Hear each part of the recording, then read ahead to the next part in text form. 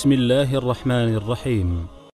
ولتكن منكم أمة يدعون إلى الخير ويأمرون بالمعروف وينهون عن المنكر وأولئك هم المفلحون.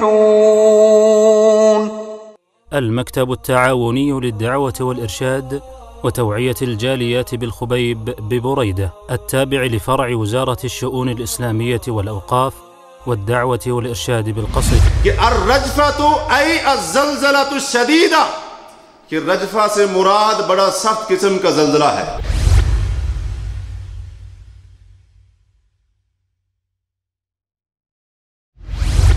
فَإِذَا فَشَا فِيهِمْ وَلَدُ الزِّنَا جب میری امت کے اندر زنا کے نتیجے میں پیدا ہونے والے بچے زیادہ ہو گئے فرمایا فَيُوشِكُ أَن يَعُمَّهُمُ اللَّهُ بِعَذَابٍ تو پھر قریب ہے اللہ سب کو عذاب کے اندر.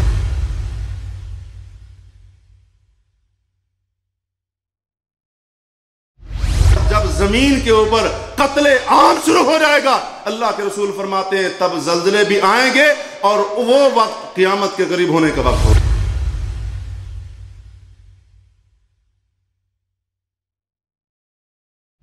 اللہ فرماتے ہیں بعض کو ہم نے زمین کے اندر دھنسا دیا وَمِنْهُمْ مَنْ أَغْرَقْنَا اور بعض کو ہم نے پانی کے اندر غرق کر کے ان کو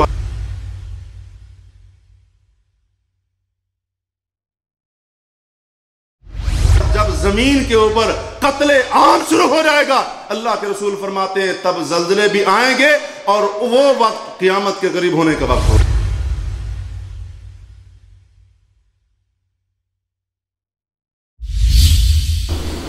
السلام علیکم ورحمۃ اللہ وبرکاتہ. الحمد للہ رب العالمین والعاقبۃ للمتقین ولا عدوان الا علی الظالمین والصلاة والسلام علی رسولہ الکریم نبینا محمد وعلی آلہ وصحبہ اجمعین والذین اتبعوهم بإحسان إلى يوم الدین. اللهم انفعنا بما علمتنا وعلمنا ما ينفعنا وزدنا علما.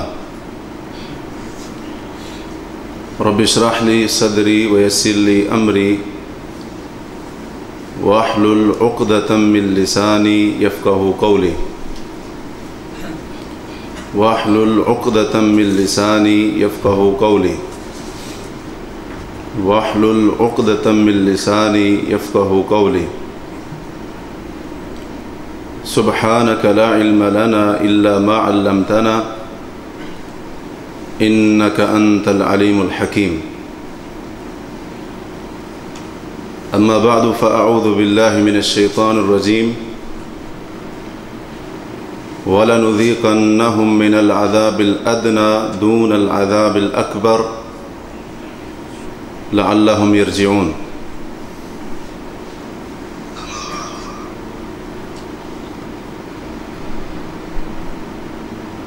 ہر مومن کا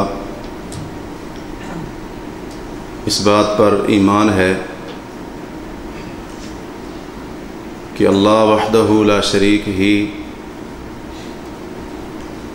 اس کائنات کا خالق اور مالک ہے.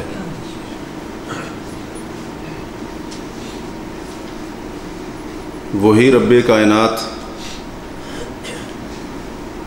اس کائنات کے نظام کو چلانے والا ہے اور اس کے معاملات کی تدبیر کرنے والا ہے. اس کائنات میں وہ جب بھی چاہتا ہے جیسے بھی چاہتا ہے اور جو بھی چاہتا ہے وہ کرتا ہے. اس پر اس سے نہ تو کوئی پوچھنے والا ہے اور نہ ہی کوئی سوال کرنے والا ہے. اس کائنات کا ذرہ ذرہ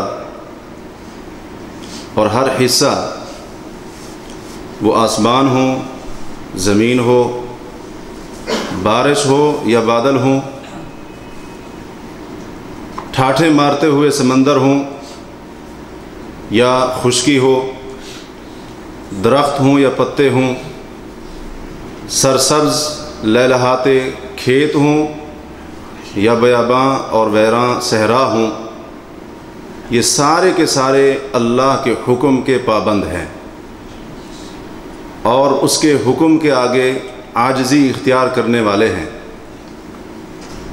ان میں سے کائنات کے جس حصے کو بھی اللہ تعالیٰ جو حکم دیتا ہے، آنکھ جھپکنے سے پہلے بلکہ اس سے بھی زیادہ پہلے کائنات کا وہ حصہ، وہ ذرہ اپنے خالق اور مالک کے حکم کو پورا کرتا ہے۔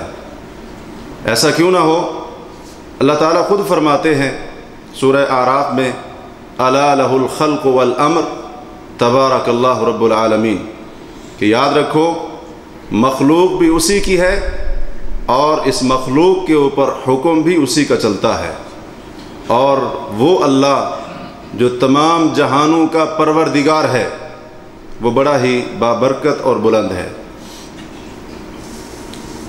جس زمین کے اوپر ہم رہتے ہیں، زندگی گزارتے ہیں اور اسی طرح سے کام کاروبار کرتے ہوئے نظر آتے ہیں، یہ زمین بھی کائنات کا ایک چھوٹا سا حصہ ہے۔ اللہ تبارک و تعالی جب چاہتا ہے اس زمین سمیت پوری کائنات میں مختلف قسم کے حادثات، واقعات اور تبدیلیوں کو ظاہر کرتا ہے۔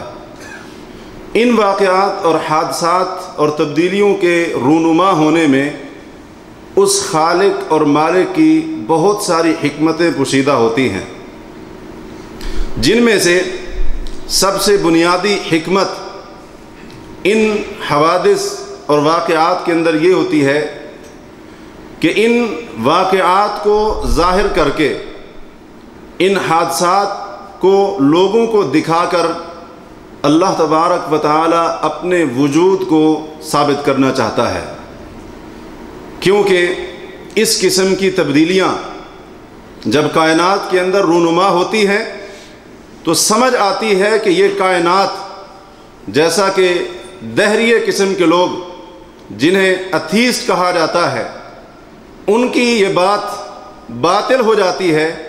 وہ کہتے ہیں کائنات کا کوئی بنانے والا نہیں ہے، اس کا نظام چلانے والا نہیں ہے، بلکہ یہ کائنات خود بخود بن گئی اور یہ نظام سارے کا سارا خود بخود چل رہا ہے۔ تو جب اس قسم کی قدرتی آفات، واقعات ظاہر ہوتے ہیں تو اس سے پتہ چلتا ہے کہ کائنات کو چلانے والا یا اس کے معاملات کی تدبیر کرنے والا کوئی نہ کوئی ہے، اور وہ کون ہے؟ صرف اللہ ہے، صرف اور صرف اللہ ہے۔ دوسری حکمت ان واقعات کے اندر ان کے ظاہر ہونے میں یہ پوشیدہ ہوتی ہے کہ ان واقعات کے رونما ہونے سے انسانوں کو، بندوں کو اپنے خالق اور مالک کی قدرت کا اندازہ ہوتا ہے، اور اس بات کا بھی پتہ چلتا ہے کہ وہ اللہ اپنی ربوبیت کے اندر اکیلا ہے، اس کا کوئی شریک نہیں۔ کائنات کے نظام کو چلانے میں، اس کے امور کی تدبیر کرنے میں وہ اللہ اکیلا ہے، اس کا کوئی شریک نہیں ہے اس معاملے کے اندر۔ تیسری حکمت ان واقعات کے رونما ہونے میں یہ ہوتی ہے کہ اللہ تبارک و تعالی کائنات کے اندر ان تبدیلیوں کو ظاہر کر کے مختلف قسم کی آفات کو بھیج کر اللہ تبارک و تعالی مشرکین کے اپنے معبودوں کے بارے میں رکھے گئے عقیدے کو باطل کرتا ہے، کیونکہ مشرکین، اللہ کے ساتھ شرک کرنے والے، انہوں نے اپنے اپنے معبود بنا رکھے ہیں۔ عیسائی ہیں تو وہ عیسیٰ علیہ السلام کی عبادت کرتے ہیں، یہودی ہیں عزیر علیہ السلام کو پکارتے ہیں، اور دیگر غیر ادیان کے لوگ، ہر ایک مذہب والوں نے ان کا اپنا کوئی نہ کوئی معبود ہے۔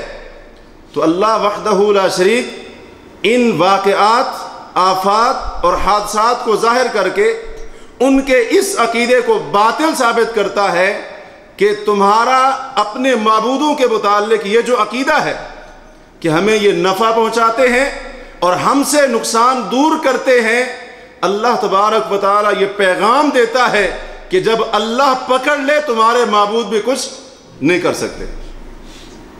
جیسا کہ اللہ تعالیٰ خود فرماتے ہیں فَلَوْلَا نَصَرَهُمُ الَّذِينَ اتَّخَذُوا مِن دُونِ اللَّهِ قُرْبَانًا آلِهَةً۔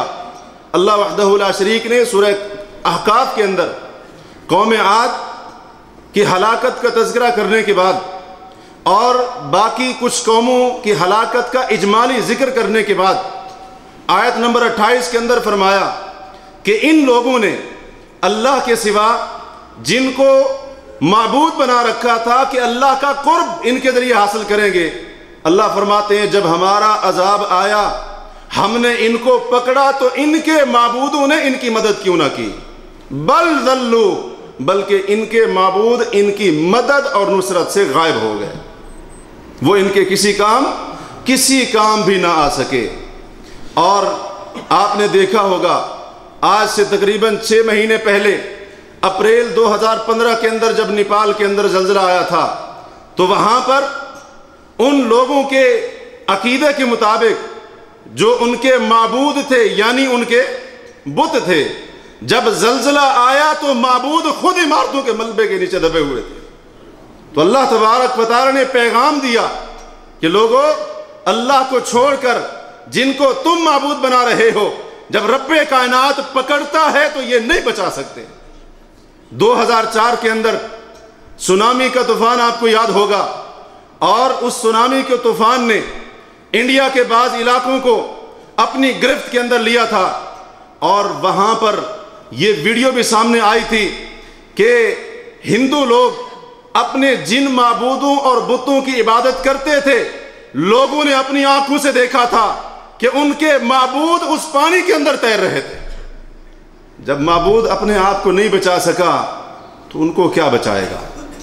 تو یہ بھی ایک بہت بڑی حکمت ہوتی ہے ان آفات اور حادثات کو ظاہر کرنے کی۔ اور چوتھی حکمت ان کے اندر یہ ہوتی ہے جیسا کہ اللہ تعالیٰ سورہ بنی اسرائیل کے اندر فرماتے ہیں وَمَا نُرْسِلُ بِالْآيَاتِ إِلَّا تَخْوِيفًا، کہ ہم اپنی یہ نشانیاں اور یہ آیات اس لیے بھیجتے ہیں تاکہ بندوں کے دلوں کے اندر ہمارا ڈر پیدا ہو جائے، لوگوں کو ڈرانے کے لیے ہم یہ آیات اور نشانیاں ان کو ظاہر کرتے ہیں، ان کو بھیجتے ہیں۔ اور جیسا کہ صحیح مسلم میں ہے ام المؤمنین سید عائشہ صدیقہ رضی اللہ تعالی عنہ فرماتی ہیں کہ نبی علیہ الصلوۃ والسلام کے زمانے میں ایک مرتبہ سورج کو گرہن لگ گیا، تو آپ علیہ الصلوۃ والسلام نے جب یہ معاملہ دیکھا تو آپ نے بڑا لمبا قیام کیا، یعنی صحابہ کو سورج گرہن کی نماز پڑھائی اور اس کے اندر بڑا لمبا قیام کیا۔ تو بہرحال طویل حدیث ہے، بات کو مختصر کرتے ہوئے فرماتی ہیں کہ جب آپ صلی اللہ علیہ وسلم اس نماز سے قیام سے فارغ ہوئے تو آپ علیہ الصلوۃ والسلام نے فحمد اللہ واثنى علیہ، آپ نے اللہ کی تعریف بیان کی، اللہ کی ثنا بیان کی، اور اس کے بعد فرمایا لوگو ان الشمس والقمر آیتان من آیات اللہ، یہ سورج اور چاند اللہ کی نشانیوں میں سے 2 نشانیاں ہیں، لا ينکسفان لموت احد ولا لحیاتی، ان کو اگر گرہن لگتا ہے نہ تو کسی کی موت پر اور نہ کسی کی زندگی پر، کیونکہ زمانہ جاہلیت میں لوگ سمجھتے تھے کہ جب سورج کو گرہن لگتا، چاند کو گرہن لگتا، لوگ سمجھتے تھے کہ آج کے دن دنیا میں یا تو کوئی عظیم شخصیت پیدا ہوئی ہے یا اس کی وفات ہوئی ہے۔ تو نبی صلی اللہ علیہ وسلم نے اس نظریے کی تردید فرمائی، فرمایا سورج اور چاند اللہ کی 2 نشانیاں ہیں، ان کو گرہن لگتا ہے تو اللہ کے حکم سے لگتا ہے، کسی کی موت یا ولادت کے اوپر ان کو گرہن نہیں لگتا ہے۔ اور کیوں لگتا ہے؟ فرمایا یخوف اللہ بہما عبادہ، اللہ تبارک و تعالی سورج کو گرہن لگا کر، چاند کو گرہن لگا کر ان کے ذریعے اپنے بندوں کو ڈراتا ہے، ان کے ذریعے اپنے بندوں کو ڈراتا ہے، اپنی یہ نشانیاں کائنات کے اندر ظاہر کر کے اس کا مقصد اور ارادہ یہ ہوتا ہے کہ بندوں کے دل کے اندر اس رب کا ڈر اور خوف بیٹھ جائے۔ اسی طرح 5ویں حکمت اس کے اندر یہ ہوتی ہے کہ جو مومن ہیں، فرما بردار ہیں، ان کے لیے ان حادثات اور تبدیلیوں کے اندر، ان آفات کے اندر آزمائش ہوتی ہے، اور جو مجرم ہوتے ہیں ان کے لیے عذاب اور سزا یہ واقعات بن جایا کرتے ہیں۔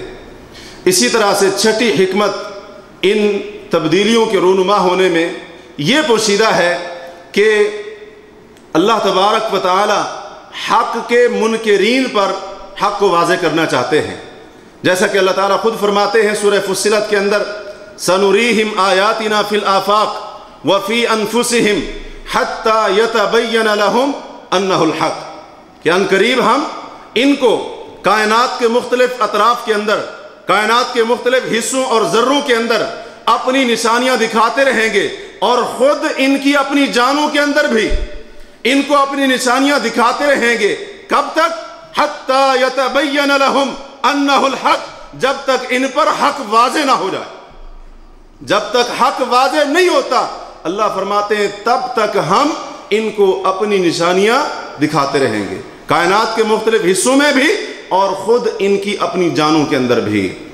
اسی طرح اللہ تبارک و تعالی فرماتے ہیں سورہ توبہ کے اندر کہ اولا یرون انہم یفتنون فی کل عام مرۃ او مرتین، کیا یہ دیکھتے نہیں ہیں منافقین کفار، غور نہیں کرتے، دیکھتے نہیں ہیں کہ ان کو ہر سال میں ایک بار یا 2 بار آزمایا جاتا ہے، ان کے اوپر کوئی نہ کوئی قدرتی آزمائش آتی ہے، کوئی نہ کوئی قدرتی آفت آتی ہے، پھر کیا کرتے ہیں؟ ثم لا یتوبون، پھر بھی یہ ظالم توبہ نہیں کرتے، ولا ہم یذکرون، اور نصیحت بھی نہیں پکڑتے۔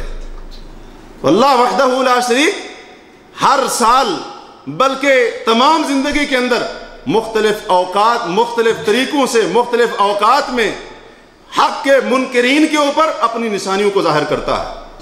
قدرتی آفات کے ذریعے، ان حادثات کے ذریعے اللہ تبارک و تعالی یہ پیغام ان کو دینا چاہتا ہے کہ اللہ کی توحید حق ہے، دین اسلام حق ہے، قرآن حق ہے، اور محمد کریم صلی اللہ علیہ وسلم کی رسالت اور نبوت بھی حق ہے۔ اور 7ویں حکمت ان واقعات کے ظاہر ہونے میں یہ ہوا کرتی ہے کہ جو ان آفات کا شکار ہونے سے بچ گئے، جو ان قدرتی حادثات کا شکار ہونے سے نجات پا گئے، اللہ وحدہ لا شریک ان کو توبہ کرنے کا سنہری موقع دینا چاہتا ہے۔ سورہ سجدہ کے اندر اللہ تعالیٰ فرماتے ہیں وَلَنُذِيقَنَّهُم مِّنَ الْعَذَابِ الْأَدْنَى دُونَ الْعَذَابِ الْأَكْبَرِ لَعَلَّهُمْ يَرْجِعُونَ، کہ ہم انہیں قیامت کے عذاب سے پہلے، قیامت کے بڑے عذاب سے پہلے اللہ فرماتے ہیں چھوٹے چھوٹے عذاب ضرور ان کو چکھاتے رہیں گے۔ کیوں؟ لَعَلَّهُمْ يَرْجِعُونَ، تاکہ یہ واپس لوٹ آئیں، یہ پلٹ آئیں۔ عبداللہ ابن عباس رضی اللہ عنہ اس آیت کی تفسیر میں فرماتے ہیں کہ اس آیت میں یہ جو چھوٹا عذاب اللہ نے ذکر کیا ہے، اس سے مراد دنیا کی تکلیفیں، مصیبتیں، پریشانیاں اور آزمائشیں ہیں، اور قدرتی آفات ہیں۔ اور اللہ تعالیٰ یہ نشانیاں کیوں دکھاتا ہے، یہ عذاب بندوں کے اوپر کیوں ڈالتا ہے، یہ بھی اس اللہ کی رحمت ہے۔ فرماتے ہیں لیتوبوا الیہ، تاکہ بندے دنیا کے چھوٹے چھوٹے عذاب کو دیکھ کر اللہ کے حضور توبہ کر لیں اور قیامت کے بڑے عذاب سے بچ جائیں۔ یہ بھی ایک بہت بڑی حکمت اس کے اندر پوشیدہ ہوتی ہے۔ اور امام طبری رحمہ اللہ سورہ بنی اسرائیل کی اس آیت وَمَا نُرْسِلُ بِالْآيَاتِ إِلَّا تَخْوِيفًا، اس کی تفسیر میں امام قتادہ رحمہ اللہ کا یہ قول نقل کرتے ہیں، کہتے ہیں کہ اللہ تبارک و تعالی ان نشانیوں کو ظاہر کرتا ہے۔ کیوں ظاہر کرتا ہے؟ تاکہ لوگ نصیحت پکڑیں اور لوگ اپنے گناہوں سے باز آ جائیں اور اللہ کے حضور توبہ کر لیں۔ پھر امام قتادہ رحمہ اللہ فرماتے ہیں ہمیں یہ بات ذکر کی گئی، ہم تک یہ بات پہنچی کہ حضرت عبداللہ بن مسعود رضی اللہ عنہ کے زمانے میں کوفہ کے اندر زلزلہ آیا، تو حضرت عبداللہ بن مسعود نے لوگوں کو مخاطب کر کے فرمایا ایھا الناس ان ربکم یستعتبکم فاعتبوا، لوگو یہ زلزلہ زمین کے اوپر بھیج کر تمہارا رب تمہیں ایک اور موقع دے رہا ہے، اللہ تمہیں فرصت دے رہا ہے، فَأَعْتِبُوهُ، اللہ کے دیے ہوئے موقع اور فرصت کو قبول کرو، اللہ تمہیں موقع دے رہا ہے۔ اور یاد رکھیے اس کائنات کے اندر جو مختلف حادثات اور آفات، بالخصوص زمین کے اوپر جو مختلف قسم کی آفات اور حادثات رونما ہوتے ہیں، ان میں سے ایک زمین کے اوپر زلزلے کا آنا بھی ہے۔ زلزلہ کیا ہے؟ زلزلے کے آنے کا کیا مطلب ہے؟ زلزلے کے آنے کا مطلب یہ ہے اللہ تبارک و تعالی زمین کو حکم دیتا ہے کہ تو حرکت کر، پھر یہ زمین اللہ کے حکم سے حرکت میں آتی ہے، اور جب یہ حرکت میں آتی ہے اس کے نتیجے میں جانی، مالی اور اسی طرح سے مکانات وغیرہ کا نقصان ہوتا ہے، یہ ہے زلزلہ۔ اور یہ بھی کائنات کے اندر مختلف اوقات اور ادوار کے اندر اللہ کے حکم سے زمین کے اوپر زلزلہ طاری ہوتا رہا۔ قبل اس کے کہ ہم اس کے اسباب کو جاننے کی کوشش کریں کہ زلزلے کیوں آتے ہیں، ذرا تھوڑا سا اس کی تاریخ کے اوپر نظر ڈالتے ہیں کہ کیا یہ زلزلے اب آنے شروع ہوئے یا پہلے بھی آتے تھے۔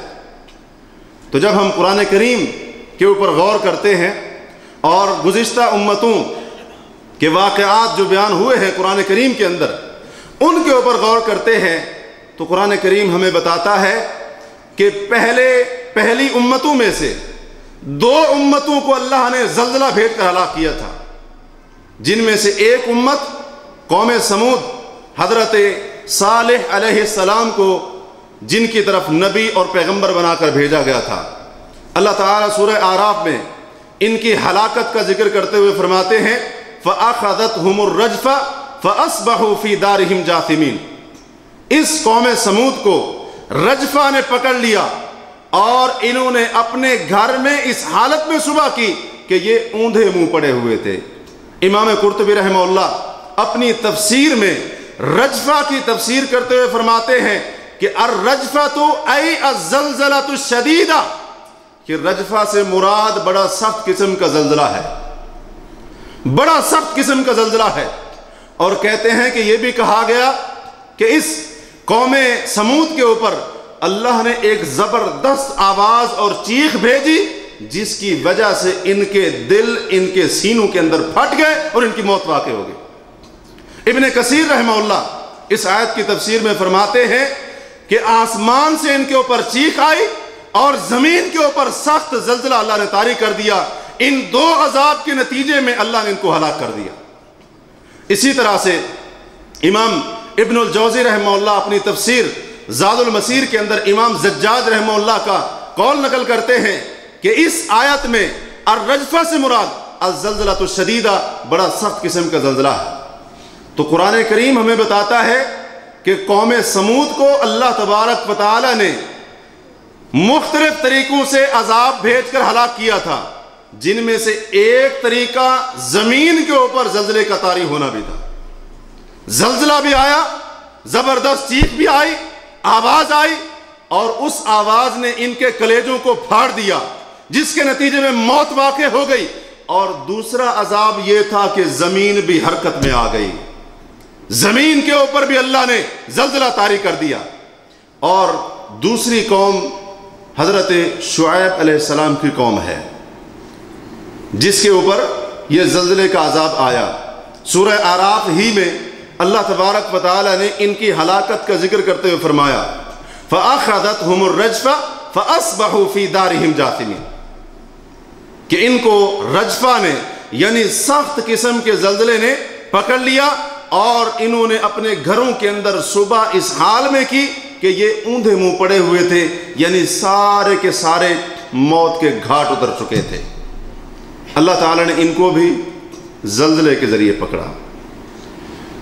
اور ایک اور قوم کی طرف بھی، پوری قوم تو نہیں بلکہ اس کے بعض افراد کی طرف قرآن کریم اشارہ کرتا ہے، سورہ اعراف ہی میں ہے کہ موسیٰ علیہ السلام جب تورات لینے کے لیے کہاں گئے تھے؟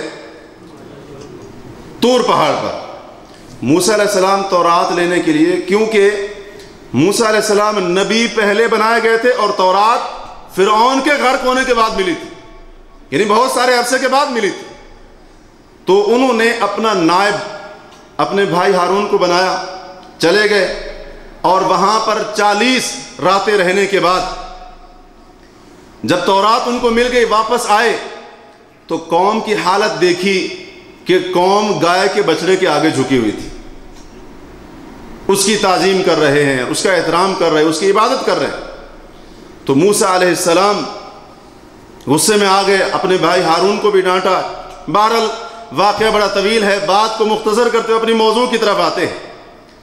تو موسیٰ علیہ السلام نے جب دوبارہ اللہ نے ان کو بلایا طور پہاڑ کے اوپر اپنی ملاقات کے لیے، تو اللہ تعالیٰ فرماتے ہیں وَاخْتَارَ مُوسَىٰ قَوْمَهُ 70 رَجُلًا لِمِيقَاتِنَا، کہ موسیٰ علیہ السلام نے اپنی قوم میں سے 70 آدمیوں کا انتخاب کیا، 70 آدمیوں کا انتخاب کیا ہماری ملاقات کے لیے۔ جب وہاں پر آئے طور پہاڑ کے اوپر، حضرت موسیٰ جن 70 بندوں کو لے کر آئے تھے فَأَخَذَتْهُمُ الرَّجْفَةُ، ان کو زلزلے نے پکڑ لیا اور جس کے نتیجے میں ان کی موت واقع ہو گئی۔ موسیٰ علیہ السلام نے اللہ سے دعا کی، اے اللہ بچڑے کی عبادت کا کام ہم میں سے بیوقوف لوگوں نے کیا تھا، اے اللہ ان کے جرم کی سزا ہم سب کو نہ دے۔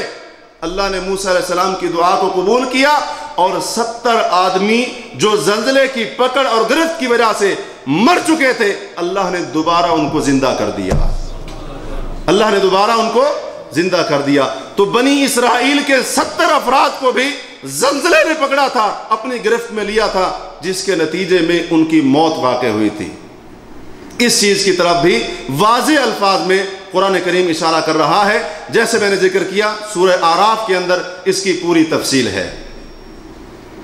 اور پھر یہ جو زمین کے اوپر زلزلے آتے ہیں، اس کے ساتھ ایک اور چیز کو بھی ملایا جاتا ہے۔ علماء نے اس کے ساتھ ایک اور چیز کو بھی جوڑا ہے، اور وہ کیا ہے؟ اسے عربی کے اندر کہا جاتا ہے خسف، خا سین فا۔ اس کا اصل معنی یہ ہوتا ہے زمین کے اندر دھنس جانا، زمین بوس ہو جانا، زمین میں دب جانا، یعنی زمین پھٹے اور بندے اس کے اندر دب جائے۔ تو اس کو بھی علماء نے زلزلے کے ساتھ جوڑا ہے، کیونکہ خسف عام طور پر زلزلے کے نتیجے میں پیدا ہوتا ہے، عام طور پر۔ ویسے تو اللہ تعالیٰ کی قدرت ہے، وہ چاہے تو زلزلے کے بغیر بھی زمین کو پھاڑ دے، زمین کو حکم دے، زمین پھٹ جائے گی، کیونکہ یہ زمین ہماری طرح تو نہیں ہے کہ اللہ ہمیں حکم دیتا ہے، ہم کہتے ہیں جی ہم نے یہ تو نہیں کرنا ہے۔ اللہ تعالیٰ فرماتا ہے تم نے فلاں چیز سے رکنا، ہم کہتے ہیں نہیں نہیں ہم اس سے نہیں روک سکتے۔ یہ زمین اللہ جب اس کو فرماتا ہے کن ہو جا تو کن ہو جاتی ہے۔ کائنات کا ذرہ ذرہ اللہ تعالیٰ حکم دیتا ہے، فوراً سے پہلے اس حکم کو پورا کرتے ہیں۔ یہ تو ہم انسان ڈھیٹ بن گئے نا اللہ کے حکم کے سامنے۔ جتنی آیتیں پڑھ پڑھ کر سناؤ، جتنی احادیث ٹس سے مس بھی نہیں ہوں گے، جتنے جھٹکے آئیں زلزلے کے ٹس سے مس نہیں ہوں گے، کوئی فرق نہیں آئے گا۔ یہ اتنی بڑی کائنات اللہ تبارک و تعالی چاہے تو اس کو حکم دے کہ تو نے پھٹنا ہے، اور اسی طرح سے کئی بندوں کو اپنے اندر تو نے سمیٹ لینا ہے۔ زمین کے اندر جرت نہیں ہے کہ وہ اللہ کے حکم کی مخالفت کر سکے۔ اللہ تعالیٰ خود فرماتے ہیں الم نجعل الارض کفاتا احیاء و امواتا، کیا ہم نے زمین کو سمیٹنے والی نہیں بنایا؟ یہ زمین زندوں کو بھی سمیٹتی ہے، مردوں کو بھی سمیٹتی ہے۔ لیکن عام طور پر یہ دیکھا گیا ہے کہ جب زلزلے آتے ہیں تو اس کے نتیجے میں خسف بھی ہوتا ہے۔ بعض اوقات زمین پھٹتی ہے اور لوگ اس کے اندر چلے جاتے ہیں، جیسے میں نے آپ کے سامنے نیپال کے زلزلے کا ذکر کیا، تو اس میں ایک خبر یہ بھی میڈیا کے اوپر آئی تھی کہ پہاڑوں کے اندر، نیپال میں پہاڑوں کے اندر کوئی بستی تھی، جب زلزلہ آیا تو پوری بستی زمین بوس ہو گئی۔ زلزلے کے نتیجے میں پوری بستی اللہ نے اس کو زمین کے اندر دھنسا دیا۔ اور اسی طرح سے آپ خود سنتے ہوں گے اس کے بارے میں، پڑھتے ہوں گے، بلکہ اب تو سننے اور پڑھنے کا زمانہ نہیں، اب تو دیکھنے کا زمانہ ہے، دیکھنے کا زمانہ ہے۔ تو اس لیے علماء نے اس خسف یعنی زمین میں دھنسائے جانے کو بھی زلزلے کی صورت قرار دیا ہے، اور اس کے ساتھ عام طور پر ذکر کیا جاتا ہے۔ تو اللہ تبارک و تعالی نے اس خسف کے ذریعے بھی پہلی امتوں کو یا ان کے بعض افراد کو اللہ نے پکڑا، اپنی گرفت کے اندر لیا، جیسا کہ اللہ تبارک و تعالی فرماتے ہیں فَكُلًّا أَخَذْنَا بِذَنبِ۔ یہ جن قوموں کی بربادی کا تمہارے سامنے ذکر ہوا ہے، ابراہیم علیہ السلام کی قوم ہوئی، لوط علیہ السلام کی قوم ہوئی، قوم شعیب، قوم سمود، قوم ہود، جن کا بھی ذکر ہوا، اللہ فرماتے ان میں سے ہر ایک کو ہم نے ان کے گناہوں کی وجہ سے پکڑا۔ فَمِنْهُمْ مَنْ أَرْسَلْنَا عَلَيْهِ حَاسِبًا، ان میں سے بعض کے اوپر ہم نے پتھروں کی بارش برسائی، بعض کو چیخ نے پکڑا، وَمِنْهُمْ مَنْ خَسَفْنَا بِهِ الْأَرْضِ، اور اللہ فرماتے ہیں بعض کو ہم نے زمین کے اندر دھنسا دیا، وَمِنْهُمْ مَنْ أَغْرَقْنَا، اور بعض کو ہم نے پانی کے اندر غرق کر کے ان کو ہلاک کر دیا۔ تو اللہ تعالیٰ نے 4 قسم کے عذاب ذکر کیے ہیں کہ جن عذابوں کا سامنا پچھلی امتوں کو کرنا پڑا، ان میں سے ایک عذاب وَمِنْهُمْ مَنْ خَسَفْنَا بِهِ الْأَرْضِ، اللہ فرماتے ہیں بعض امتوں کو یا امتوں کے بعض افراد کو ہم نے زمین کے اندر دھنسا دیا، زمین بوس کر دیا ان کو، اور اس طرح سے ان کی ہلاکت واقع ہوئی۔ ابن کثیر رحمہ اللہ اس آیت کی تفسیر میں فرماتے ہیں کہ جس کو زمین کے اندر دھنسایا گیا وہ قارون تھا۔ اللہ تبارک و تعالی نے قارون کو اس کے مکان، اس کے عالی شان محل اور اس کے وہ خزانے جن کی صرف چابیاں اٹھانے والی ایک بہت بڑی جماعت تھی، اللہ تبارک و تعالی نے فرمایا فَخَسَفْنَا بِهِ وَبِدَارِهِ الْأَرْضِ، ہم نے قارون کو اس کے گھر اور محلات سمیت زمین کے اندر دھنسا دیا۔ تو اس طرح سے بھی اللہ تبارک و تعالی نے پچھلی امتوں یا ان میں سے بعض افراد کو ہلاک کیا، اور اللہ وحدہ لا شریک نے اس کی دھمکی اس امت کے لوگوں کو بھی دی ہے، اس طرح کے عذاب کی دھمکی اپنی کتاب میں اس امت کے لوگوں کو بھی دی ہے۔ اللہ تعالیٰ فرماتے ہیں قُلْ هُوَ الْقَادِرُ عَلَىٰ أَن يَبْعَثَ عَلَيْكُمْ عَذَابًا مِّن فَوْقِكُمْ أَوْ مِن تَحْتِ أَرْجُلِكُمْ، اے محمد کریم صلی اللہ علیہ وسلم آپ کہہ دیجئے وہ اللہ قادر ہے، وہ اللہ قادر ہے عَلَىٰ أَن يَبْعَثَ عَلَيْكُمْ عَذَابًا مِّن فَوْقِكُمْ، اگر وہ چاہے تو اوپر سے تم پر عذاب بھیج دے، اس پر بھی قادر ہے، او من تحت ارجلکم، اگر وہ چاہے تو تمہارے پاؤں کے نیچے سے عذاب بھیج دے، اس پر بھی قادر ہے، اس پر بھی قادر ہے۔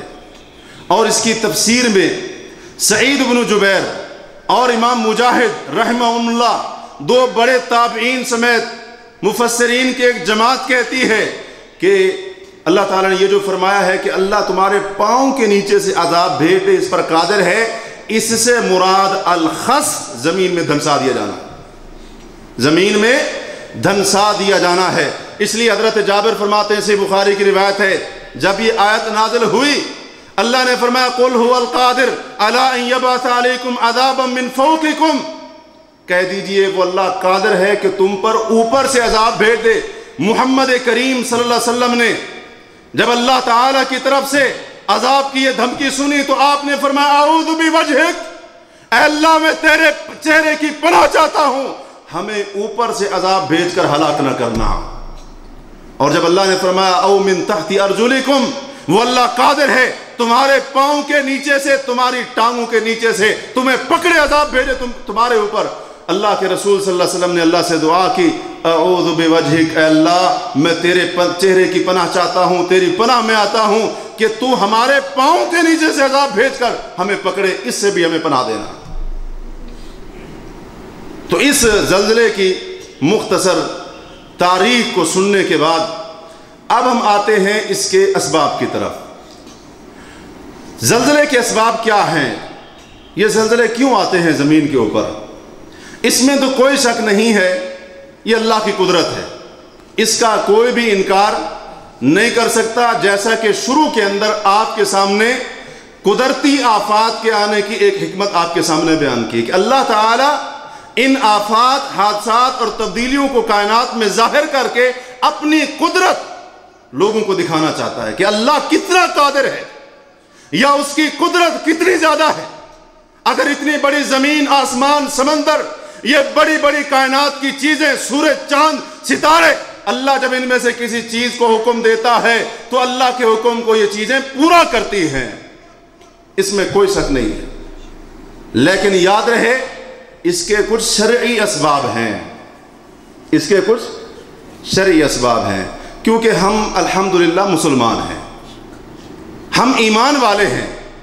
ہم نے اس کے اسباب کی وہ تفسیر نہیں کرنی، وہ تعویل نہیں کرنی جیسا کہ آج اکثر لوگ کر رہے ہیں، جیسا کہ روشن خیال مسلمان کر رہے ہیں۔ کہتے ہیں جی اللہ کی قدرت ہے، آ گیا تو آ گیا، اس کے اندر یہ کیا ہے، فلاں سبب ہے، فلاں سبب ہے، فلاں سبب ہے۔ یہ ساری مولویوں کی بکواسیں ہیں، یہ ساری مولویوں کی بکواسیں ہیں۔ یہاں تک بھی آج کہا جا رہا ہے، یہ ابھی حالیہ جو زلزلہ آیا ہے اس کے بعد کی بات کر رہا، کہتے ہیں جی یہ لوگوں کی بکواسیں ہیں، اللہ کی قدرت ہے، جب بھی زلزلہ بھیج دے۔ ہم نے کب انکار کیا اللہ کی قدرت نہیں؟ اللہ کی قدرت ہے، اس میں کوئی شک نہیں۔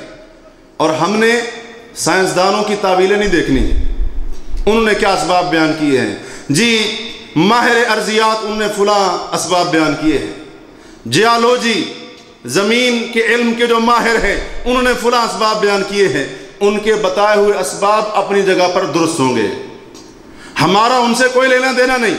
ہم مسلمان ہیں، ہم ایمان والے ہیں، ہم نے دیکھنا ہے کہ شریعت کی روشنی میں زلزلے کے کیا اسباب ہیں، یہ زلزلے کیوں آتے ہیں، اور پھر اب زلزلوں کی کثرت، اس زمانے کے اندر زلزلوں کی کثرت، آخر اس کی وجہ کیا ہے، اس کے اسباب کے اوپر غور کریں۔ زمین کے اوپر زلزلے آنے کا سب سے بڑا سبب زمین کے اوپر گناہوں کی کثرت ہے۔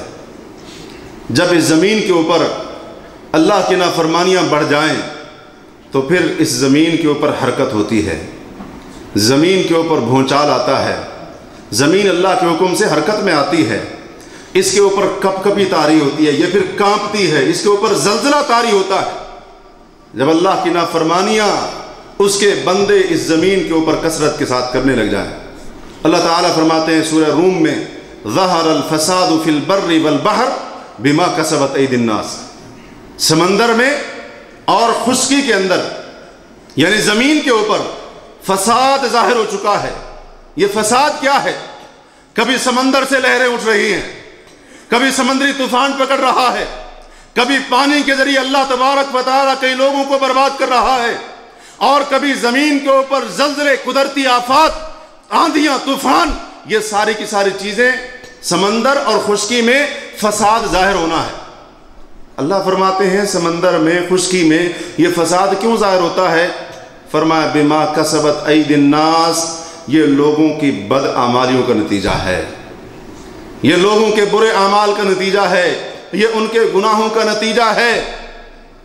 اور نبی علیہ الصلوۃ والسلام کی حدیث ہے صحیح بخاری کے اندر، حضرت ابو ہریرہ فرماتے ہیں کہ نبی صلی اللہ علیہ وسلم نے فرمایا لا تقوم الساعہ حتی یقبض العلم وتکثر الزلازل، قیامت اس وقت تک قائم نہیں ہوگی جب تک کہ شریعت کا علم اٹھا نہ لیا جائے، وتکثر الزلازل، زلزلے کثرت کے ساتھ آئیں گے، وتظہر الفتن، اور فتنے ظاہر ہو جائیں گے، ویکثر الحرج وہو القتل، اور جب زمین کے اوپر قتل عام شروع ہو جائے گا، اللہ کے رسول فرماتے ہیں تب زلزلے بھی آئیں گے، اور وہ وقت قیامت کے قریب ہونے کا وقت ہوگا۔ تو نبی علیہ الصلوۃ والسلام نے زلزلوں کی کثرت کو کس کے ساتھ جوڑا؟ فرمایا فتنے ظاہر ہو جائیں گے، اور اسی طرح سے قتل زیادہ ہو جائے گا۔ اب قتل کرنا تو میرے خیال میں ثواب کا کام تو ہے نہیں۔ اب یہ اس قسم کی جو ٹی وی کے اوپر بیٹھ کر دانشور اپنے آپ کو کہہ رہا ہے، اللہ قسم یہ بے وقوف ہیں، کبھی ان کی باتوں کے اوپر نہ جایا کریں، کیونکہ انہوں نے دین نہیں پڑھا، ان کو خبر بھی نہیں ہے دین کی، اور بنے پھرتے ہیں دانشور، اور اسی طرح سے اپنی دانشوری جھاڑتے ہیں، اور اسی طرح سے جب اس کے شرعی اسباب بیان کیے جائیں کہتے ہیں یہ ساری کی ساری بکواس ہے، نعوذ باللہ۔ تو اس کا سب سے بڑا سبب یہ ہے امام ابن القیم رحمہ اللہ اپنی کتاب الجواب الکافی کے اندر فرماتے ہیں کہ گناہوں کے برے اثرات زمین کے اوپر بھی ہوتے ہیں، اور زمین کے اوپر جب گناہوں کے برے اثرات ہوتے ہیں تو پھر زمین کے اوپر زلزلے کثرت سے آتے ہیں، اور زمین کے اندر لوگوں کو دھنسایا جاتا ہے، اس قسم کی آفتیں آتی ہیں۔ پھر انہوں نے کعب الاحبار رحمہ اللہ جو بہت بڑے تابعی تھے، ان کا یہ قول نقل کیا، کہتے ہیں زمین کے اوپر انما تزلزل الارض اذا عمل فیہا بالمعاصی، کعب الاحبار فرماتے ہیں زمین پر زلزلہ اس وقت آتا ہے جب زمین کے اوپر اللہ کی نافرمانیاں کی جائیں، فَتَرْعَدُ فَرَقًا مِّن رَبِّهَا، جب زمین کے اوپر اللہ کی نافرمانیاں کثرت سے ہوں، زمین بھی اللہ کی ڈر سے کانپنے لگ جاتی ہے، اَن يَطَّلِعَ عَلَيْهِ رَبُّهَا، کہ کہیں اس کا رب اس کے اوپر عذاب بھیجنے کا حکم نہ دے دے۔ یہ تابعی فرما رہے ہیں کہ زمین پر زلزلہ آتا ہے، کیوں؟ جب اللہ کی نافرمانیوں میں اضافہ ہو جاتا ہے، اللہ کی نافرمانیاں ہونے لگ جاتی ہیں۔ تو یہ بہت بڑا سبب ہے گناہوں کی کثرت، وہ گناہ چاہے کسی بھی قسم سے تعلق رکھتے ہوں، جب زمین کے اوپر اللہ کی نافرمانیوں کی کثرت ہو جائے تو پھر زلزلے آیا کرتے ہیں۔ جب اکثر لوگ نمازوں کو ضائع کرنے والے، زکوٰۃ سے بھاگنے والے بن جائیں، روزے سے جی چرانے والے بن جائیں، اور اسی طرح سے دیگر ذمہ داریاں ان سے پیچھا چھڑانے والے بن جائیں، اور اسی طرح سے اللہ کی حرام کردہ چیزوں کو جرت کے ساتھ کرنا شروع کر دیں، تو پھر اس زمین کے اوپر زلزلہ آیا کرتا ہے۔ اللہ تبارک و تعالی اس زمین کو پھر حکم دیتا ہے، اللہ اس زمین کو حکم دیتا ہے، اس کے اوپر زلزلہ طاری ہوتا ہے، اور آپ جانتے ہیں زمین 1 منٹ کے لیے حرکت میں آتی ہے، 1 منٹ کے لیے حرکت میں آتی ہے، اور بعض اوقات لاکھوں لوگ لقمہ اجل بن جاتے ہیں، صرف 1 منٹ کے لیے، صرف 1 منٹ کے لیے۔ اور دوسرا اس کا بہت بڑا سبب اللہ کے ساتھ شرک کرنا ہے۔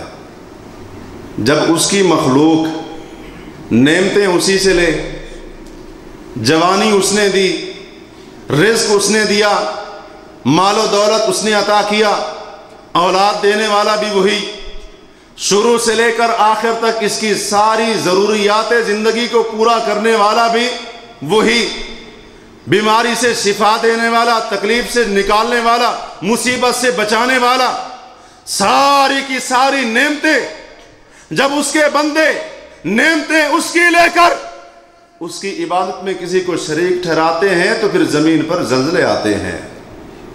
اور آج دیکھ لے زمین کے اوپر کتنا شرک ہو رہا ہے، کتنا شرک ہو رہا ہے۔ 6 ارب سے زیادہ انسانوں کی آبادی ہے، تقریباً کوئی 6.5 ارب۔ کتنے ان میں سے موحد ہیں؟ مسلمانوں کی بات نہیں کر رہا، موحدوں کی بات کر رہا ہوں، کیونکہ غیر مسلموں کی دیکھا دیکھی، کفار کی دیکھا دیکھی، مسلمان اور ان کی بہت بڑی تعداد شرک کے اندر مبتلا ہو چکی۔ موحدوں کی بات کر رہا ہوں، جو توحید والے ہیں وہ انگلیوں کے اوپر گنے جا سکتے ہیں۔ اب اس صورت میں جب دیگر مذاہب کے لوگ تو شرک کر رہے ہوں، مسلمانوں کی اکثریت بھی اللہ کی اس بغاوت کے اندر بڑی جرت کے ساتھ اس کے اوپر عمل کر رہی ہو، تو پھر زمین کے اوپر زلزلے نہیں آئیں گے تو اور کیا آئے گا؟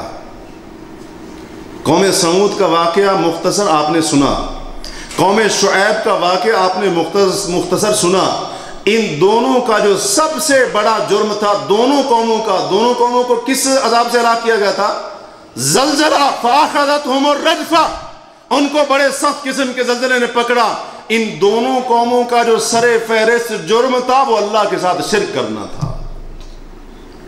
اللہ کے ساتھ شرک کرنے والے، رب کائنات نے زمین کو حکم دیا، آسمان سے چیخ بھیجی، زمین حرکت میں آئی اور اس قوم کی ہلاکت کا باعث بنی۔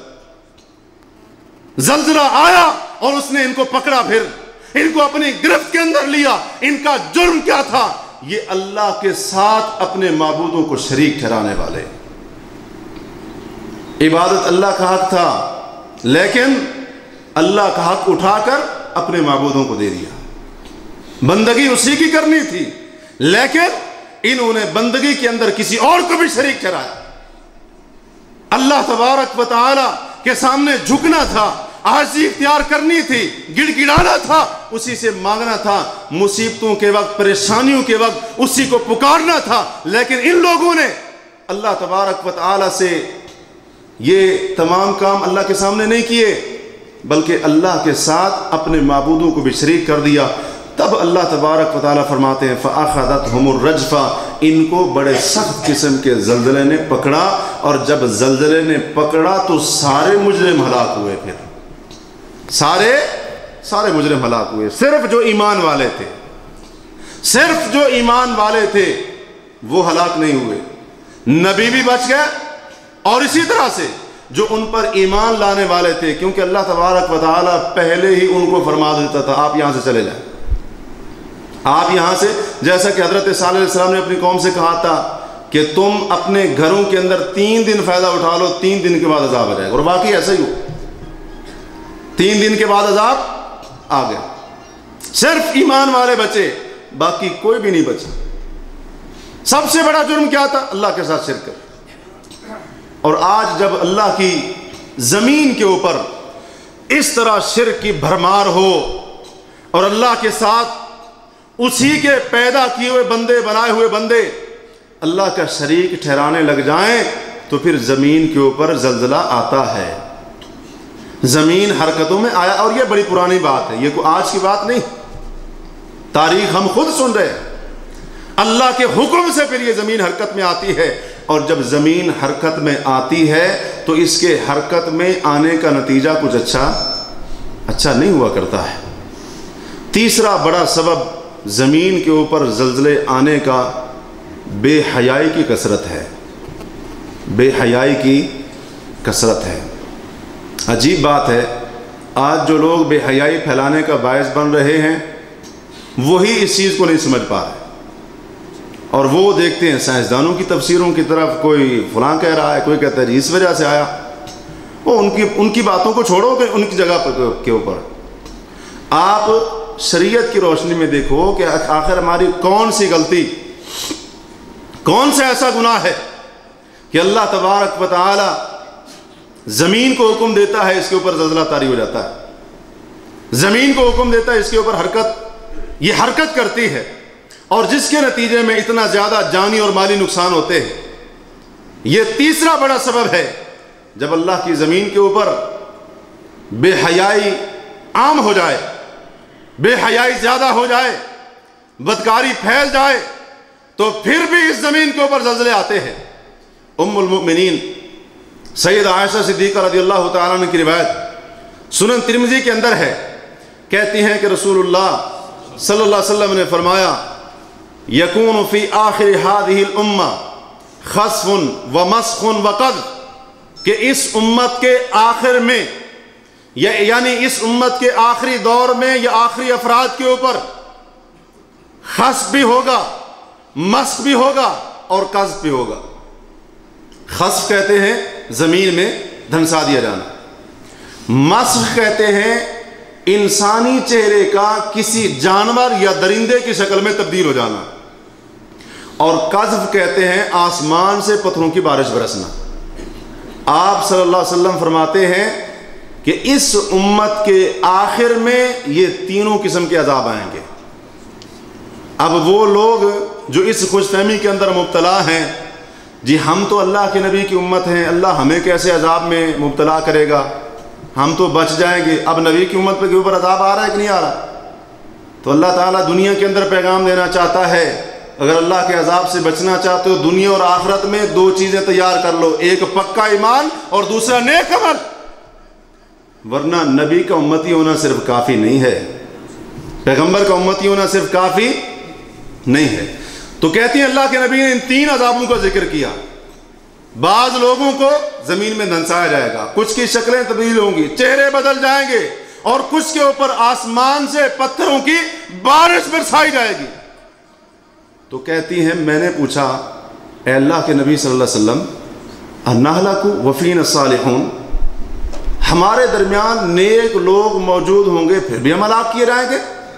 آپ نے فرمایا ہاں، تمہارے درمیان نیک لوگ موجود کیوں نہ ہوں پھر بھی تم ہلاک کیے جاؤ گے۔ کب؟ اذا کثر الخبث، جب اس زمین کے اوپر گندگی یعنی بے حیائی اور بدکاری زیادہ ہو جائے گی تو پھر اللہ تبارک و تعالیٰ اس زمین کے اوپر نیک لوگ موجود کیوں نہ ہوں، اللہ اس امت کے بعض افراد کو زمین میں دھنسائے گا، بعض کے چہرے تبدیل ہوں گے اور کچھ کے اوپر آسمان سے پتھروں کی بارش برسا کر اللہ ان کو ہلاک کرے گا۔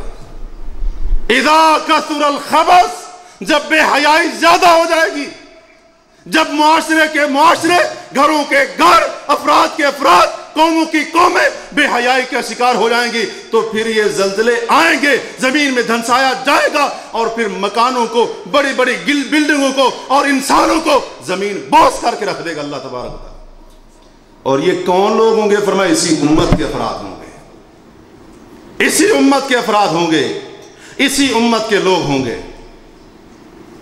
آج نہیں ہے بے حیائی؟ کتنی زیادہ بے حیائی ہے، اس سے رکنے کا کوئی نام نہیں لے رہا ہے، اس سے اپنے آپ کو پاک صاف کرنے کا کوئی نام نہیں لے رہا ہے، بلکہ اب تو بدکاری کو اور زنا کو لوگ پہلے تو گناہ سمجھتے تھے نا، اب یہ احساس بھی آہستہ آہستہ ختم ہوتا جا رہا ہے، یہ احساس بھی آہستہ آہستہ ختم ہوتا جا رہا ہے۔ اب دیکھیں نبی علیہ الصلوۃ والسلام نے فرمایا تھا ایک حدیث کے اندر، مجھے ایک حدیث یاد آ گئی، آپ نے فرمایا تھا لوگوں ما من احد اغیر من اللہ تعالی، اللہ سے بڑھ کر زیادہ غیرت رکھنے والا کوئی نہیں ہے، اور وَإِنَّ مِنْ غَيْرَةِ اللَّهِ، اور اللہ کی غیرت برداشت نہیں کرتی ہے کہ ایک مسلمان مرد اور عورت زنا کرے، اللہ کی غیرت کو گوارا نہیں، اور اللہ سے بڑھ کر کوئی غیرت مند نہیں ہے، اس اللہ کی غیرت کو یہ گوارا نہیں ہے، وہ رب برداشت نہیں کرتا کلمہ پڑھنے والا زنا کرے، ایمان کا دعویٰ کرنے والا بے حیائی کے اندر ملوث، بدکاری کا شکار ہو جائے۔ اور آج لوگ اس کی عجیب و غریب تعبیریں کر رہے ہیں، بلکہ اصطلاحیں بدل گئیں، اصطلاحیں بدل گئیں، کہتے ہیں بدکاری وہ ہوتی ہے جو زبردستی ہو، خوشی خوشی ہے، یہ بدکاری ہوتی کہاں پر ہے؟ مجھے انصاف سے بتائیے، جب اتنی جرات کے ساتھ کلمہ پڑھنے والے، میں یورپ کی بات نہیں کر رہا، میں اس نجس اور خبیث معاشرے کے لوگوں کی بات نہیں کر رہا، ان کے معاشرے کی تو یہ حالت ہے، ایک مرد اور عورت بالکل بے لباس ہو کر سڑک کے اوپر نکلتے ہیں اور حکومت سے مطالبہ کرتے ہیں ہمیں ایسی آزادی چاہیے، ایسی آزادی۔ تم بھی ایسی آزادی چاہتے ہو؟ اور نعرہ کیا لگا ہے؟ عورت کی آزادی کا کہہ دی ہے کوئی، بے پردہ کر کے رکھ دیا، اور اس سے کیا پھیلی پھر؟ بے حیائی، جو آج ہر گھر کے اندر موجود ہے، الا ما رحم ربی، اور کسی کو کوئی غیرت نہیں آ رہی، کوئی اس کے اندر احساس تک بھی نہیں ہے۔ تو اس حال کے اندر مجھے انصاف سے بتائیں، زمین کے اوپر زلزلے نہیں آئیں گے تو کیا آئے گا؟ اللہ کے رسول صلی اللہ علیہ وسلم فرماتے ہیں اذا کثر الخبث، جب اس زمین کے اوپر گندگی یعنی بدکاری اور بے حیائی کثرت کے ساتھ ہوگی تو پھر نیک لوگ اگرچہ موجود ہوں گے پھر بھی اللہ کے رسول نے فرمایا اللہ تمہیں ہلاک کرے گا، اللہ تمہیں ہلاک کرے گا۔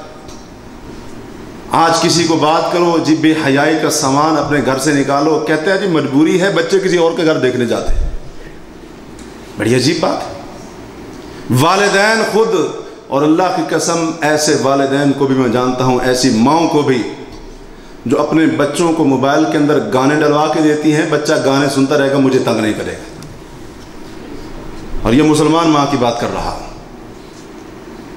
اپنی ذمہ داریوں سے پیچھا چھڑایا، لا کر وہ بے حیائی کا طوفان بدتمیزی رکھ دیا کہ بچہ اسی میں پڑا رہے گا، کم از کم ہمیں تو تنگ نہیں کرے گا۔ اور آج والدین خوش ہوتے ہیں، بچہ ڈانس کرے نوجوان بچی باپ کو ڈانس کر کے دکھائے، باپ بڑا خوش ہوتا ہے، جی بڑی کمال کی لڑکی۔ اس حالت کے اندر بتائیں مجھے اگر زلزلے نہیں آئیں گے تو کیا ہوگا؟ جب مسلمان کی یہ سوچ بن چکی ہے، اگر اس کی بیوی شرعی پردہ کرنا چاہتی ہے تو خامد نہیں کرنے دیتا ہے، ویسے یہ مسلمان ہے۔ میرے دوست کیا کہیں گے، تیری بیوی پرانے زمانے کی ہے، دقیانوسی زمانے کی ہے، اور پھر اس کو خود بناؤ سنگار کر کے لوگوں کی نمائش کے طور پر لے جاتا ہے، دوستوں کے سامنے لے جاتا ہے۔ میرے دوست سے پردہ کرو گی، وہ تو میرا بھائی ہے، اس سے کیا فرق ہے؟ تو جب یہ حالت ہوگی، بے حیائی کی یہ کیفیت ہوگی زمین کے اوپر، تو پھر زلزلے ہی آئیں گے۔ یہ سبب ہے، اور یہ سبب بتانے کا مقصد کیا ہے؟ تاکہ ہم ان سے اپنے آپ کو بچائیں۔ اسی طرح نبی علیہ الصلوۃ والسلام نے فرمایا، مسند احمد وغیرہ کی حدیث ہے، آپ فرماتے ہیں لا تزال امتی بخیر، میری امت اس وقت تک خیر میں بھلائی میں رہے گی، ما لم یفشو فیہم ولد الزنا، جب تک ان میں زنا کے نتیجے میں پیدا ہونے والے بچوں کی کثرت نہیں ہوگی، تب تک میری امت خیر کے اندر رہے گی، بھلائی میں رہے گی، عافیت کے اندر رہے گی۔ فَإِذَا فَشَا فِيهِمْ وَلَدُ الزِّنَا، جب میری امت کے اندر زنا کے نتیجے میں پیدا ہونے والے بچے زیادہ ہو گئے، فرمایا فَيُوشِكُ أَن يَعُمَّهُمُ اللَّهُ بِعَذَابٍ، تو پھر قریب ہے اللہ سب کو عذاب کے اندر مبتلا کر دے، سب کے اوپر عذاب بھیج دے۔ اور آج گناہ سے زیادہ گناہ کو چھپانے کا سامان بڑا سستا ہے۔ بات سمجھ رہے نا میری؟ میں اشارہ کر رہا، گناہ کرنے سے زیادہ پہلے تو گناہ کرنے کے موقع دیے جاتے ہیں نا۔ آپ اپنے ملک کے کسی اخبار کو اٹھا لیں جہاں پر اشتہارات چھپتے ہیں نا آخری صفحوں کے اندر، وہاں پر باقاعدہ اشتہار دیے ہوتے ہیں، لڑکے لڑکیاں دوستیوں کے لیے دستیاب ہیں، ان کے نمبر دیے جاتے ہیں، پوری فون ڈائریکٹریاں ملتی ہیں۔ یہ اللہ کے عذاب کو دعوت نہیں ہے تو اور کیا ہے؟ دعوت گناہ بھی دی جاتی ہے، اور پھر اس گناہ کو چھپانے کے طریقے بھی بتائے جاتے ہیں۔ جب کوئی قوم اس حد تک اللہ کی بغاوت کے اوپر جرت مند ہو جاتی ہے تو پھر اللہ کی غیرت جوش میں آتی ہے، اللہ زمین کو فرماتا ہے کہ حرکت کر، پھر اس کے اوپر حرکت ہوتی ہے، زلزلہ آتا ہے، اور پھر آن کی آن میں تباہیاں ہوتی ہیں، پھر زلزلے آتے ہیں، آفتیں آتی ہیں، طوفان آتے ہیں، اور جس کے نتیجے میں اتنی بڑی تباہیوں سے لوگوں کو گزرنا پڑتا ہے۔ چوتھا سبب زمین کے اوپر زلزلے آنے کا موسیقی اور گانا بجانا اور شراب پینا ہے۔ حضرت عمران بن حسین رضی اللہ عنہ کی روایت سنن ترمذی کے اندر موجود ہے، کہتے ہیں کہ نبی علیہ الصلوۃ والسلام نے فرمایا فی ہذہ الامۃ خسف و مسخ و قذف، اس امت کے اندر 3 عذاب آئیں گے، وہی جو حضرت عائشہ کی حدیث میں بیان ہوا، خسف بھی ہوگا، مسخ بھی ہوگا، اور قذف بھی ہوگا۔ معنی سمجھ لیا نا؟ خسف کا معنی زمین میں دھنسا جانا، مسخ کا معنی شکلوں کا تبدیل ہو جانا، اور قذف کا معنی آسمان سے پتھروں کی بارش برسنا۔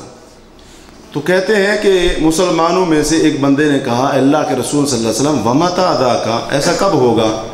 آپ نے فرمایا اِذَا ظَهَرَتِ الْقَيْنَاتُ وَالْمَعَازِفُ، جب ناچنے گانے والی عورتیں ظاہر ہو جائیں گی۔ قینات اصل میں قینتن کی جمع ہے، قینتن کہتے ہیں ایسی لونڈی کو جو گانا بھی جانتی ہو اور ناچنا بھی جانتی ہو، کیونکہ زمانہ جاہلیت کے لوگ لونڈیوں کو لونڈیوں کو رکھنے کا ایک مقصد ان کا یہ بھی ہوا کرتا تھا کہ تفریح تباہ کے لیے، اپنی خوش طبی کے لیے، اپنے دل کو خوش کرنے کے لیے وہ ایسی لونڈیاں خرید کر رات لاتے جو ان کو شراب بھی پلاتی، ان کو گانا بھی سناتی اور ان کو ناچ کر دکھاتی بھی تھی۔ زمانہ جاہلیت کے لوگ بھی، ان کی آزاد عورتیں، شریف عورتیں یہ کام نہیں کیا کرتی تھی۔ اس زمانے کے اندر بھی، جس کو لوگ آج زمانہ جاہلیت کہتے ہیں، زمانہ جاہلیت کے نام سے وہ جانا جاتا ہے، اس زمانے کے اندر بھی کوئی گھریلو اور خاندانی عورت یہ کام نہیں کرتی تھی کہ گانا گاتی ہو، ناچتی ہو۔ یہ کام کون کرتی تھی؟ لونڈیاں کیا کرتی تھی؟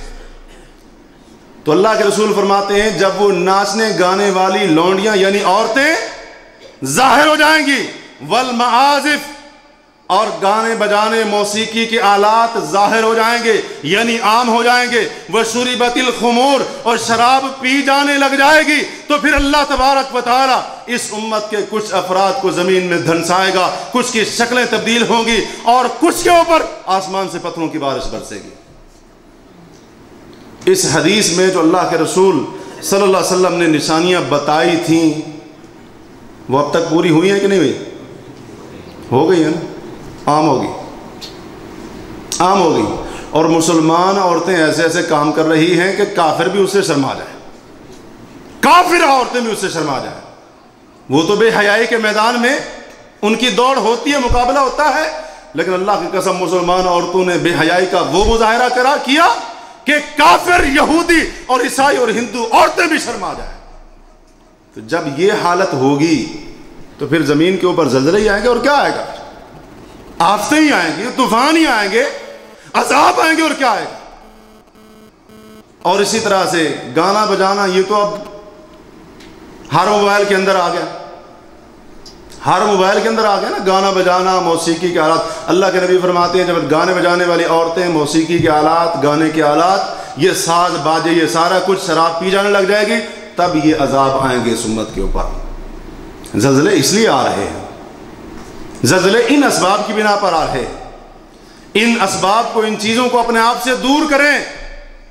آپ کے اندر اگر کوئی ایسی کمی کوتاہی ہے، آپ کے گھر والوں کے اندر، آپ کے گھر کے اندر کوئی ایسی کمی کوتاہی ہے، اللہ کی قسم آپ کی ذمہ داری صرف یہاں سے پیسے کما کر گھر والوں کو بھیجنا نہیں ہے، بلکہ ان کو جہنم کی آگ سے بچائیں، خود بھی بچیں اور ان کو بھی بچائیں۔ اور بے حیائی کا یہ جو طوفان اور سیلاب ہمارے گھروں کو، ہمارے گھروں کے اخلاق اور کردار کو بہا کر لے جا رہا ہے، اس سیلاب اور طوفان سے اپنے گھروں کو پاک کریں، وگرنہ ایک دن ایسا نہ آ جائے کہ زلزلہ جیسے وہاں پر آ رہا ہے ویسے وہاں پر بھی آ جائے جہاں جس زمین کے خطے کے اوپر میں اور آپ رہ رہے ہیں۔ اسی طرح سے ایک اور سبب زلزلے آنے کا وہ ہے گناہ کرنے والے کو گناہ کرنے سے نہ روکنا، برائی کرنے والے کو برائی کرنے سے نہ روکنا۔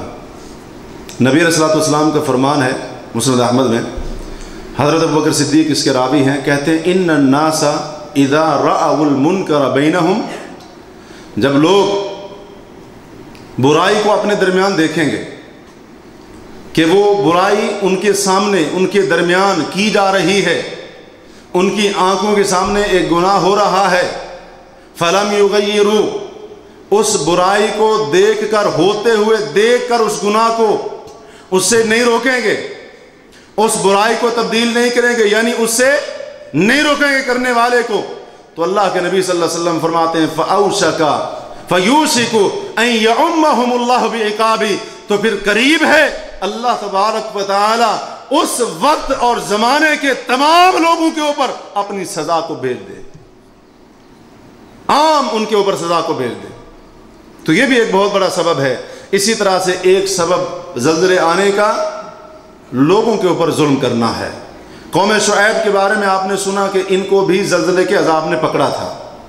ان کا سب سے بڑا جرم تو شرک کرنا تھا، لیکن ایک بہت بڑا ان کا گناہ جس میں یہ قوم دوسروں سے ممتاز نظر آتی تھی، وہ ناپ اور تول کے اندر کمی کرنا تھا۔ اور یہ ظلم ہے نا لوگوں کے اوپر۔ آپ کسی کو کوئی چیز دے رہے ہیں اور وہ تولنے والی یا ماپنے والی چیز ہے، مثلا غلہ وغیرہ ہے، دینی ہے 1000 گرام اور آپ کمی کرتے ہوئے 900 گرام دے رہے ہیں، 950 گرام دے رہے ہیں، پیسے 1000 کے لے رہے ہیں، ظلم ہے لوگوں کے اوپر۔ تو یہ بھی ان کے اندر ایک جرم تھا کہ وہ لوگوں کے اوپر ناپ تول میں کمی کر کے ان پر ظلم کرتے تھے، جس کی بنا پر اللہ تبارک و تعالی نے دیگر عذابوں کے ساتھ ان کے اوپر زلزلے کا عذاب بھی بھیجا۔ اور آج دیکھیں ظلم بیان کرنے کے قابل ہی نہیں، اتنا ظلم، جو پیسے والا ہے وہ چاہے تو حرام کام بھی کروا لے، ایسے ہی ہے نا، یا میں غلط کہہ رہا ہوں؟ اپنے معاشروں کے اندر، اپنے ملکوں کے اندر دیکھ لیں، جس کے پاس طاقت ہے، جس کے پاس پیسہ ہے، دولت ہے، سب کچھ اس کا ہے، اور جو غریب ہے وہ مظلوم سے مظلوم تر ہوتا جا رہا ہے۔ تو جب زمین کے اوپر ظلم زیادہ ہوتا ہے تو پھر بھی زلزلے آتے ہیں، زلزلے آتے ہیں۔ ان عمارتوں کے نیچے بیٹھے ہوئے لوگ، ان چھتوں کے نیچے بیٹھے ہوئے لوگ، یا بڑے بڑے افسر اور اس قسم کے لوگ، یہ عہدے والے، اپنی کرسیوں عہدوں کا ناجائز فائدہ اٹھانے والے، جنہوں نے اپنا عہدہ نوکری گویا کہ مال سمیٹنے کا ذریعہ بنا لیا ہے، جب زلزلہ آیا نا ابھی تو پھر بھاگے، کلمے کا ورد کرتے ہوئے بھاگے، لا الہ الا اللہ استغفر اللہ، بھاگ رہے ہیں، عمارت سے بھاگو، چھت سے نکل جاؤ کہیں یہ اوپر نہ گر جائے۔ اور جب زلزلہ ٹھہرا تو پھر آ کر وہی کام کرنا شروع کر دیا، وہ کام نہیں چھوڑیں گے جو چھوڑنا چاہیے تھا۔ اسی طرح سے ایک سبب زمین کے اوپر زلزلے آنے کا تکبر بھی ہوتا ہے، جیسا کہ قارون کے بارے میں آپ نے سنا ہے کہ قارون کافر تھا، اس میں کوئی شک نہیں، موسیٰ علیہ السلام پر ایمان نہیں لایا، لیکن اس میں ایک اور بہت بڑی بیماری کیا تھی کہ یہ تکبر کرتا تھا۔ تکبر کیا ہوتا ہے؟ دو چیزوں کا نام، الکبر بطر الحق وغمط الناس۔ تکبر یہ ہے حق کا انکار کرنا، حق کو ٹھکرا دینا اور لوگوں کو حقیر سمجھنا، ان کو حقارت کی نگاہ سے دیکھنا، تو یہ بھی ایک سبب ہے۔ تو ان اسباب کے بارے میں سننے کے بعد اب یہاں پر سوال یہ پیدا ہوتا ہے کہ یہ زلزلے آ رہے ہیں، ابھی 6 مہینے مشکل سے گزرے تھے نیپال کے اتنے سخت زلزلے آنے کے بعد، جس کی ویڈیو آپ نے بھی دیکھی ہوگی، ویڈیو دیکھی تھی نا، ابھی اس زلزلے کی ویڈیو بھی آئی ہے، دیکھی ہوں گی آپ نے، اور میں پہلے عرض کر چکا ہوں، اب دیکھنے پڑھنے کا زمانہ نہیں، اب سننے پڑھنے کا زمانہ نہیں ہے بلکہ دیکھنے کا زمانہ ہے۔ ویڈیو دیکھی، اپنی آنکھوں سے سب کچھ دیکھا، زمین کو ہلتے ہوئے، بڑی بڑی پلیں ہلتے ہوئے، بڑی بڑی عمارتوں کو زمین بوس ہوتے ہوئے، پہاڑوں کو پھٹتے ہوئے، سب آئے ہیں نا مناظر ہمارے سامنے۔ اب سوال یہ ہے کہ ہماری ذمہ داری کیا بنتی ہے؟ ہماری سب سے بڑی ذمہ داری یہ بنتی ہے کہ ہمیں اللہ سے ڈر جانا چاہیے، اللہ تعالیٰ سے ڈر جانا چاہیے۔ سورہ بنی اسرائیل کی آیت ہم نے سنی، اللہ فرماتے ہیں وَمَا نُرْسِلُ بِالْآيَاتِ إِلَّا تَخْوِيفًا، ہم اپنی یہ نشانیاں کس لیے بھیجتے ہیں؟ لوگوں کو ڈرانے کے لیے۔ اور آج بڑے تعجب کی بات ہے، ہمارے دل اتنے زیادہ سخت ہو چکے ہیں۔ ایک ساتھی بتا رہا تھا کہ ابھی اس زلزلے کی بات تو نہیں ہے، پہلے کسی زلزلے کے بارے میں بتا رہا تھا کہ ہمارے علاقے کے اندر وقتاً فوقتاً وقفے سے زلزلے کے جھٹکے محسوس کیے جا رہے تھے، تو لوگ اپنے گھروں سے باہر نکل کر بیٹھے ہوئے تھے۔ اب جب زلزلہ آتا نا، حرکت آتی زمین کو، تو لوگ ایک دوسرے سے کہتے تھے دیکھو ایک اور مسکال آ گئے، نعوذ باللہ، اللہ مسکالیں دے رہا ہے، نعوذ باللہ۔ اتنے زیادہ ہم پتھر دل ہو چکے، اللہ ڈرانا چاہ رہا اور ہم کہتے ہیں مسکالیں آ رہے ہیں۔ اس سے زیادہ مجھے بتائیں اور بھی زیادہ سخت دل ہو سکتے ہیں؟ ہماری ذمہ داری یہ بنتی تھی، جیسا کہ اللہ تعالیٰ نے فرمایا لوگوں کے دلوں میں ہمارا ڈر پیدا ہو جائے، اور دنیا کے اندر ڈر جائیں گے تو یہ دنیا کا ڈر قیامت کے ڈر سے کہیں زیادہ بہتر ہے، کہیں زیادہ بہتر ہے۔ تو پہلی ذمہ داری ہماری یہ بنتی ہے، ہم ڈریں کہ اگر آج زمین کے فلاں خطے پر آیا ہے، کل زمین کے اس حصے پر بھی آ سکتا ہے جہاں پر میں بیٹھتا ہوں، بیٹھ کر گناہ کرتا ہوں، جہاں پر میں سوتا ہوں یا جہاں پر میں چلتا ہوں، زمین کے اس حصے کو اللہ اگر حکم دے دے کہ تو نے حرکت کرنی ہے، زمین تو نہیں رکے گی، پھر ڈرنا چاہیے۔ دوسری ہماری ذمہ داری یہ بنتی ہے کہ سچی توبہ کریں۔ سچی توبہ کیا ہوتی ہے؟ گناہ کو چھوڑ دیں، اللہ کے حضور توبہ کریں، شرمندہ ہوں، اور تیسری چیز آئندہ سے اس گناہ کو نہ کرنے کا عزم کریں۔ یہ ہماری ذمہ داری ہے۔ صرف کانوں کو پکڑ لیں، زبان سے توبہ توبہ استغفر اللہ کہہ لیں، یہ توبہ نہیں ہو رہی ہے۔ گناہ کو چھوڑ، برائیوں سے باز آ جا۔ اللہ تعالیٰ تجھے ایک اور موقع دے رہا ہے کہ اب بھی لوٹ آ، وقت ہے، ابھی بھی واپس آ جا، ابھی بھی توبہ کر لے۔ اللہ نے موقع دیا۔ حضرت عبداللہ بن مسعود نے فرمایا تھا لوگوں تمہارا رب تمہیں موقع دے رہا ہے، اس کے موقع کو ضائع نہ کرو، استغفار کریں، گناہوں کی بخشش طلب کریں اور اللہ کے حضور گڑ گڑائیں، کیونکہ اللہ تعالیٰ پچھلی قوموں کا ذکر کرتے ہوئے فرماتے ہیں فَلَمَّا جَاءَهُمْ بَأْسُنَا، جب ہمارا عذاب ان کے اوپر آیا تو وہ گڑ گڑائے کیوں نہیں؟ ہمارا عذاب آنے پر وہ گڑ گڑائے کیوں نہیں؟ انہوں نے عاجزی کیوں نہیں اختیار کی؟ اللہ تبارک و تعالیٰ کے سامنے آہو بکا کیوں نہ کی؟ یہ کرنے والا کام ہے۔